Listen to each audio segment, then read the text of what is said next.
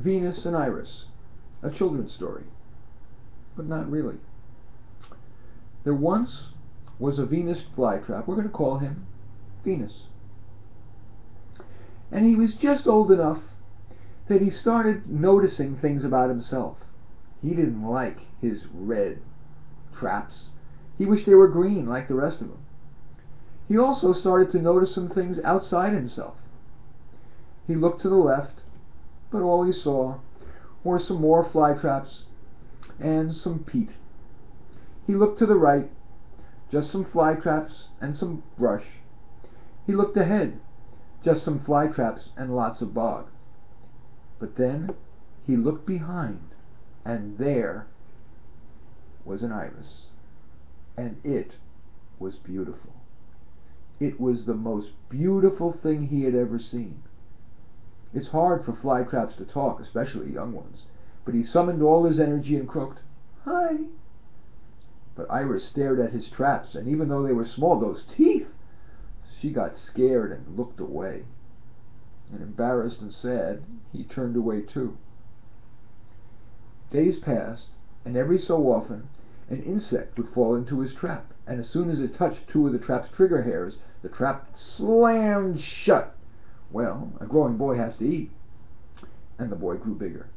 And every so often he would look at Iris. But the bigger he got, the scarier he looked. And the faster she turned away. So he did too. Now, months passed, and now he was big, and one day there was loud buzzing. Beetles! He looked at Iris. She was covered with beetles. They were eating her. The boy widened his traps and squeezed really hard, so lots of the glistening, attractive dew sat on his traps. And it worked. A beetle jumped off Iris and right onto his trap. Snap! Dinner is served. But there still were beetles, lots of beetles all over Iris. He didn't care that she had been scared of him. He loved her. He had to try to save her, but what could he do? The beetles had chewed big holes in Iris's leaves and were making more holes, faster and faster. She was starting to wilt. He had to think of something, and fast. He thought, and then he noticed the other fly traps. Yes! Even though fly traps do find it very hard to speak, love makes almost anything possible. So he tried to speak, but alas, all that came out was digested beetle. He tried again, more digested beetle. He tried yet again, and finally words came out.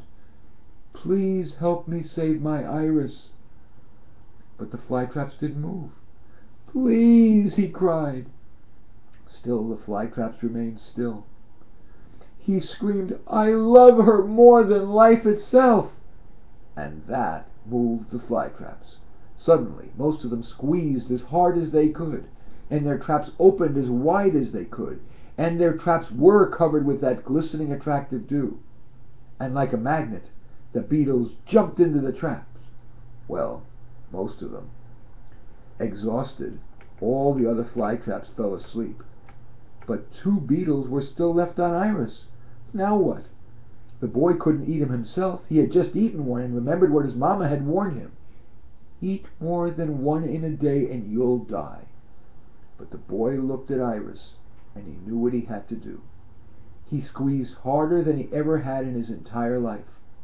And then he squeezed some more. And all his traps opened the widest they'd ever been, even wider than you do when the doctor tells you to say, "Ah!"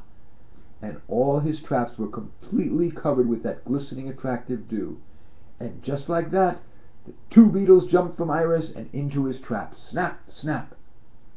The boy looked at Iris, and he was happy. And this time, she did not look away. She leaned toward him.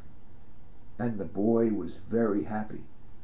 But then the boy felt sick, and he wondered, should I have eaten those beetles? And the boy's red traps turned green, a sickly green. Would you have eaten those beetles?